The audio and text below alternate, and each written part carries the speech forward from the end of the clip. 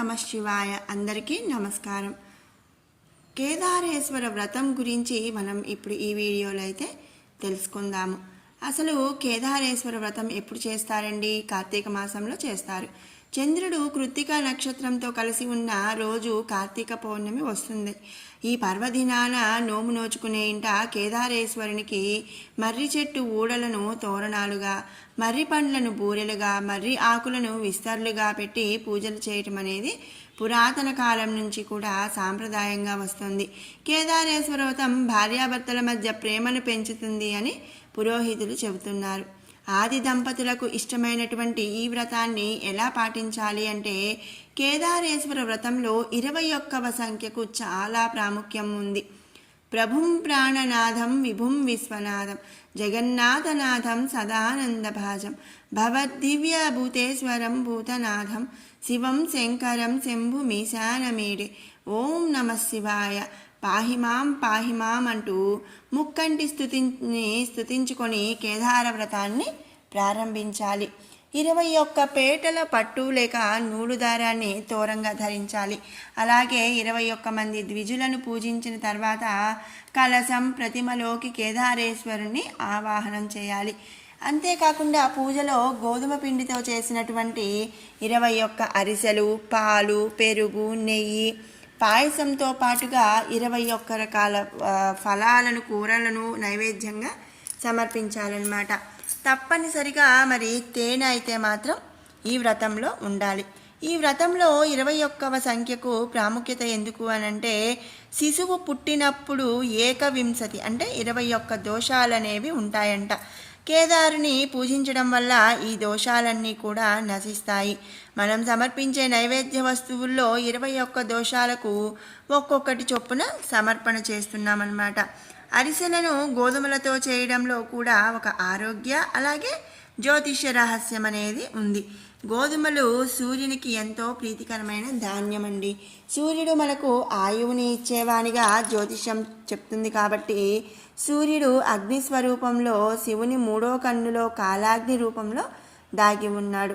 అంటే ఏంటి? కేదారేశుని పూజించడం వల్ల పరోక్షంగా సూర్యుడిని కూడా ఆరాధించిన వాళ్ళం అవుతున్నాము. మరి పాలు, పెరుగు శుక్రునికి, తేనె గురువుకి, నెయ్యి శనీశ్వరునికి, కూరలు చంద్రునికి, ఫలాలు బుధునికి, బ్రాహ్మణుల ఉపచారంతో కుజునికి సేవించిన ఫలం అనేది ఈ వ్రతాన్ని చేయటం వల్ల లభిస్తుంది. కేదారేశ్వరుని పూజించడం వల్ల మొత్తం నవగ్రహాలను పూజించిన ఫలం దక్కుతుంది. సంఖ్యాపరంగా 21కి ఏక సంఖ్య అంటే 1 అంటే 2 + 1 అంటే 3 అవుతుంది. 3 వస్తుంది. ఈ 3 అనేది త్రిమూర్తి దానికి సంకేతం అన్నమాట.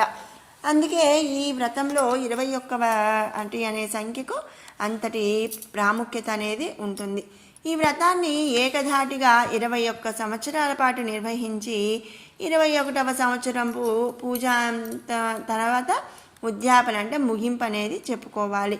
మహిళలు, పురుషులు అనే భేదం లేకుండా ఈరోజు ఇంటిల్లిపాది కూడా కఠోర ఉపవాసాలు ఉండి శివుణ్ణి ధ్యానిస్తారు, నోములు నోచుకుంటారు. ఈ నోము నోచుకున్న వారికి అష్టైశ్వర్యాలు, అన్న వస్త్రాలు, మరి లోటు అనేది ఉండకుండా ఉంటుంది అని చెప్పి భక్తులకు అపారమైనటువంటి నమ్మకం అన్నమాట. మరి ఈ వ్రతం చేయడానికి మనం ఎంతో పవిత్రమైనటువంటి మనస్సుతో పరిశుభ్రమైన నీరు, ఆవు పాలు, చెరుకు, కొబ్బరికాయలు, తమలపాకులు, పువ్వులతో పూజ చేసి కర్పూర నీరాజనం అనేది ఇస్తారు. అనంతరం మరి నక్షత్రాలను దర్శనం చేసుకొని స్వామికి నివేదించిన వాటినే మనం ప్రసాదంగా తీసుకోవాలన్నమాట. ఇది కేదారేశ్వర స్వామి వ్రతం పూజా విధానం. ఇక కేదారేశ్వర వ్రత కథకు వస్తే, పరమేశ్వరుని అర్ధాంగి పార్వతి తన పతి శరీరంలో అర్ధభాగం పొందే నిమిత్తం చేసినటువంటి వ్రతమే ఈ కేదారేశ్వరుని వ్రతం. మరి దాని గురించి ఇప్పుడు చెప్తాను. అందరూ కూడా చక్కగా మరి శ్రద్ధగా వినండి. సూతుడు సౌనకాదులకు ఈ విధంగా చెప్పాడు. శివుడు పార్వతీ సమేతుడై కైలాసంలో నిండు సభలో కూర్చొని ఉన్నాడు. సిద్ధ, సాధ్య, కింపురుష, యక్ష, గంధర్వులు శివుణ్ణి సేవిస్తున్నారు. దేవముని గణములు శివుని స్తుతిస్తున్నారు. అలాగే ఋషులు, మునులు, అగ్ని, వాయువు, వరుణుడు, సూర్యచంద్రులు, తారలు, గ్రహాలు, ప్రమదగణాలు, కుమారస్వామి, వినాయకుడు, వీరభద్రుడు, నందీశ్వరుడు ఒక్కరేమిటి సభలో ఉన్నటువంటి ఉపవిష్ణువులు అందరూ కూడా మరి ఆ పరమేశ్వరుణ్ణి పూజిస్తున్నారు, స్తుతిస్తున్నారు. నారద తుంబురాదులు శివలీలను గానం చేస్తున్నారు. రసాల, సాల, తమల, వకుల, నరికేళ, చందన, పనస, జంబూ వృక్షములతోనూ, చెంపక, పున్నాగ, పారిజాతాది పుష్పాలతోనూ, మణిమయ మకుట కాంతులతో చెలువొందు నద పర్వతములతోనూ చతుర్దశ భువనాలు కూడా పులకిచ్చిపోతున్నాయి. అలాంటి ఆనంద కోలాహలములలో భృంగురిటి అనబడే శివభక్తుడు శ్రేష్ఠుడు ఆనంద పులకితుడై నాట్యం చేయసాగాడంట. అతడు వినోద సంభరితములైన నాట్యగతులతో సభాసదులను శివుణ్ణి మెప్పిస్తూ ఉన్నాడు. శివుడు అతనిని అభినందించి సింహాసనం పైన ఉన్న పార్వతిని వీడి సింహాసనము నుండి లేచి భృంగురిటిని తన అమృత హస్తంతో తట్టి ఆశీర్వదించాడు. అదే అదనులో భృంగి మొదలైన వందిమాగదులు శివునికి ప్రదక్షిణం చేసి నమస్కరించారు. ఇది గమనించినటువంటి పార్వతి భర్తను చేరి, నాథా, నన్ను విడిచి మీకు మాత్రమే వీరెలా నమస్కరించిరి? ఆటపాటలతో మిమ్మల్ని మెప్పించి మీ నుండి నన్ను వేరుపరచి ఇలా ఎలా చేశారు అని ప్రశ్నించింది. అప్పుడు సదాశివుడు సతీమణి పార్వతిని సందిటనుకు తీసుకొని, దేవి, పరమార్థ విధులైన యోగులు నీ వలన ప్రయోజనం కలుగచేయబడనవని నిన్ను ఇలా ఉపేక్షించి నాకు మాత్రమే నమస్కరించారు అని చెప్పి జవాబిచ్చాడు. అంటే మరి నీ వల్ల ఏ ఉపయోగము లేదు కాబట్టి నా వల్ల ఉపయోగం ఉంది కాబట్టి నన్ను మాత్రమే పూజించారు అని చెప్పి నాకు మాత్రమే నమస్కారం చేశారు అని పరమశివుడు చెప్పాడట. సాక్షాత్తు పరమేశ్వరుని ఇల్లాలినయ్యుండి ఆ దండ ప్రణామములకు నోచుకొని అయోగ్యురాలనని కోపగించి ఈశ్వరునితో సమానమైన యోగ్యతను అర్జించడానికి కోసం తపస్సు చేయాలని నిశ్చయించుకుంది పార్వతీదేవి. కైలాసాన్ని వదిలి సర్వసార్థుల గజములు గల నాగ, గరుడ, చకవాక పక్ష సముదాయంతో నానావిధ ఫలపుష్ప తరులతాదులతో కూడుకొని ఉన్న సస్యశ్యామలమైనటువంటి గౌతమాశ్రమానికి వచ్చింది పార్వతీదేవి.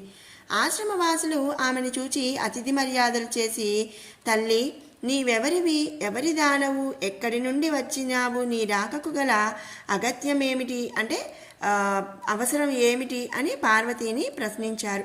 వారి ప్రశ్నలకు పార్వతి మిక్కిలి ఆనందించినదై యజ్ఞ యాగాది క్రతువులచే పునీతమైన గౌతమముని ఆశ్రమంలో నిష్ఠాగరిష్ఠులై అలరారు పుణ్యపురుషులారా, పవిత్రాంగరాంగలారా, నేను హిమవంతుని పుత్రికను, సాక్షాత్ పరమేశ్వరి యొక్క ఇల్లాలిని, శివుని సతిగా నా నాదునితో సమానమైన యోగ్యతను పొందగోరి తపస్సు చేయాలి అని చెప్పి సంకల్పించుకున్నాను. ఇందు నిమిత్తమై మీ ఆశ్రమానికి వచ్చాను అని చెప్పింది పార్వతీదేవి. మహర్షులారా, జగత్ కళ్యాణాభిలాషులారా, నేను ఆశించిన ఫలాన్ని పొంది శివుని అర్ధాంగినై తరించడానికి తగిన వ్రతాన్ని నాకు ఉపదేశించండి అని పార్వతి వారిని కోరుకుంది. అందుకు గౌతముడు, పార్వతి, ఊప్సితార్థదాయకమైన ఉత్తమ వ్రతం ఒకటి ఉంది. అది కేదారేశ్వర వ్రతం. నీవు ఆ వ్రతాన్ని ఆచరించి మనోభీష్ట సిద్ధిని పొందవలసింది అన్నాడు గౌతముడు.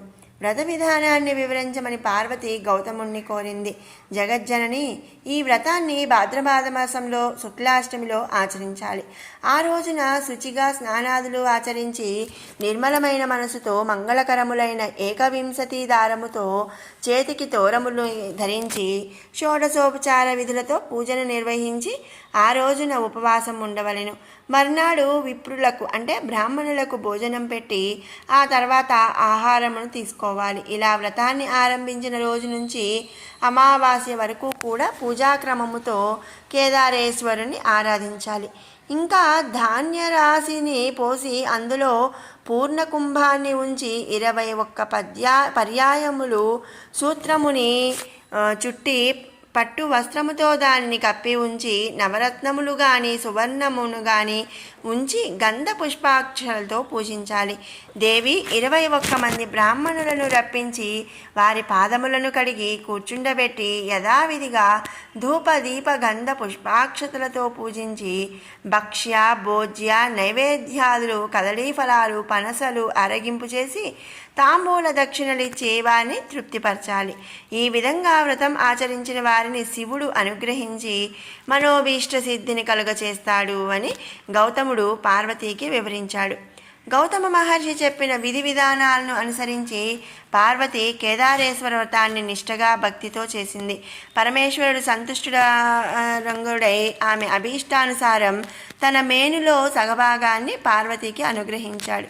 అప్పుడు జగదాంబ సంతుష్టాంతరంగయ్యి భర్తతో తన నిజవాసమైన కైలాసానికి చేరుకుంటుంది. తర్వాత కొంతకాలానికి శివభక్తపరాయణుడైన చిత్రాంగదుడనే గంధర్వుడు నందికేశ్వరుని వలన కేదారేశ్వర వ్రతాన్ని దాని మహత్తును విన్నవాడే మనుష్యలోకానికి దానిని వెల్లడి చేయగూరి దివి నుండి భువికి చేరుకొని ఉజ్జయిని నగరంలో ప్రవేశించి ఆ నగరాన్ని పరిపాలిస్తున్నటువంటి రాజు వజ్రదంతుడికి కేదార వ్రత విధానాన్ని వివరించాడు. వజ్రదంతుడు ఆ వ్రతాన్ని ఆచరించి శివానుగ్రహంతో సార్వభౌముడయ్యాడు. ఆ తరువాత ఉజ్జయిని నగరంలో గల వైశ్యుడికి పుణ్యవతి భాగ్యవతి అనే 2 కుమార్తెలు ఉన్నారు. వారు ఒకరోజు తండ్రిని చేరి జనక, మాకు కేదార వ్రతం చేయడానికి అనుమతి ఇవ్వండి అని అడిగారు. అందుకు అతను, బిడ్డలారా, నేను దరిద్రుడను, సామాగ్రులను సమకూర్చగల పాటివాడను కాను, మీరు ఆ ఆలోచనను మానుకోండి అని పలికాడు. అందుకు ఆ వైశ్యపుత్రికలు, నీ ఆజ్ఞయే మాకు ధనము అనుమతిని ఇవ్వవలసిందని కోరుకున్నారు. వారిద్దరూ కూడా ఒక వటవృక్షం కింద కూర్చొని తోరమును కట్టుకొని పూజను భక్తితో చేసుకున్నారు. మహేశ్వరుడు వారికి పూజా సామాగ్రిని అనుగ్రహించాడు. వారు కల్పోక్తముగా వ్రతం ఆచరించారు. శివుడు సాక్షాత్కరించి వారికి ఐశ్వర్యాలు సుందర రూపాలను ప్రసాదించి అంతర్ధానమయ్యాడు. ఆ వైశ్యపుత్రికలు యుక్త వయస్సుకు వచ్చింది. సౌందర్య సోయగం కలిగిన ఆ వైశ్యపుత్రికలో పెద్దామె పుణ్యవతిని ఉజ్జయిని నగర మహారాజు, చిన్నామె భాగ్యవతిని చోళభూపాలుడు వివాహం చేసుకుంటారు. వారి తండ్రి అయిన వైశ్యుడు ధనధాన్య సమృద్ధితో రాజభోగాలతో పుత్రులను పొంది సుఖంగా జీవిస్తున్నాడు. మరి కొంతకాలానికి చిన్న కుమార్తె భాగ్యవతి ఐశ్వర్య మధోన్మత్తురాలై కేదార వ్రతాన్ని మరిచిపోయిందట. అందువల్ల ఈశ్వరానుగ్రహం కోల్పోయి ఆమె భర్త ఆగ్రహానికి గురైంది. ఆమె భర్త ఆమెను కుమారుణ్ణి రాజ్యం నుండి వెళ్ళగొట్టివేశాడు. ఆమె పడరాని పాటలు పడుతూ ఒక బోయవాని ఇంట ఆశ్రయం పొందింది.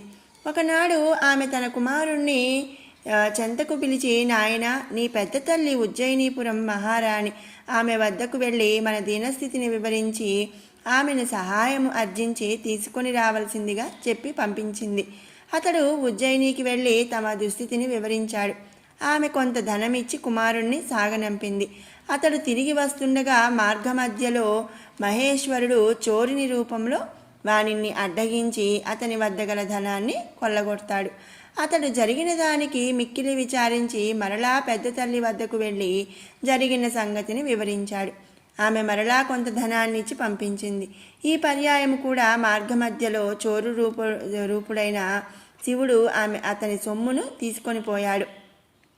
మరలా అతడు పెద్ద తల్లి వద్దకు బయలుదేరగా అంతర్వాహిని నుండి ఈశ్వరుడు, ఓయి, నీవు ఎన్నిసార్లు నీ పెద్ద తల్లిని అడిగి సొమ్ము తెచ్చుకున్నా నీ తల్లి కేదార వ్రతాన్ని మానివేసిన కారణంగా ఆ సొమ్ము మీకు దక్కదు అని హెచ్చరించాడు. ఆ మాటలు విన్న అతడు తిన్నగా పెద్ద తల్లి వద్దకు వెళ్ళి తాను విన్న మాటలను తెలియచెప్పాడు. అప్పుడు ఆమె బాగా ఆలోచించి అతని చేత కేదార వ్రతం చేయించి డబ్బు ఇచ్చి పంపింది. తల్లితో కేదార వ్రతం చేయించవలసిందిగా చెప్పమన్నది. అతడు ఆ ప్రకారం తల్లి వద్దకు వెళ్ళి పెద్ద తల్లి ఇచ్చిన సొమ్ముని ఇచ్చి వ్రతం చేయవలసిందని పెద్దమ్మ చెప్పిన మాటలను చెప్పాడు. గుర్తు కలిగిన భాగ్యవతి భక్తితో కేదార వ్రతాన్ని చేసింది. ఆమె భర్త మందీ మార్బలంతో వచ్చి ఆమెను కుమారుణ్ణి రాజధానికి తీసుకొని వెళ్ళాడు. భాగ్యవతి ప్రతి సంవత్సరం కేదార వ్రతం చేస్తూ శివానుగ్రహం పొంది సుఖశాంతులతో సౌభాగ్య సంపదలతో జీవిస్తుంది. ఇది కేదారేశ్వర స్వామి వ్రత కథ. మరి ఈ కేదార వ్రతాలు అనేవి అందరికీ కూడా ఆనవాయితీగా ఉండవండి. మరి ఆనవాయితీగా ఉన్న వాళ్ళు వ్రతం ఆచరించవచ్చు. ఆ ఆనవాయితీ లేని వాళ్ళు మరి ఈ కేదారేశ్వర స్వామి వ్రత కథ విన్నా కూడా చాలండి, ఆ శివుని యొక్క అనుగ్రహాన్ని పొందవచ్చు అనమాట. మరి మీరందరూ కూడా ఈ కేదార స్వామి వ్రత కథను విని ఆ శివుని యొక్క అనుగ్రహానికి పాత్రలు కావాలి అని చెప్పి ఆశిస్తున్నాను. మీకు ఈ వీడియో నచ్చినట్టయితే లైక్ చేయండి, షేర్ చేయండి. మరిన్ని ఇలాంటి మంచి వీడియోస్ కోసం మన షడ్రుచులు బై కిరణ్ ఛానల్ని అయితే సబ్స్క్రైబ్ చేసుకోండి. మరొక మంచి వీడియోతో మళ్ళీ కలుసుకుందాం. Thanks for watching. ఓం నమః శివాయ.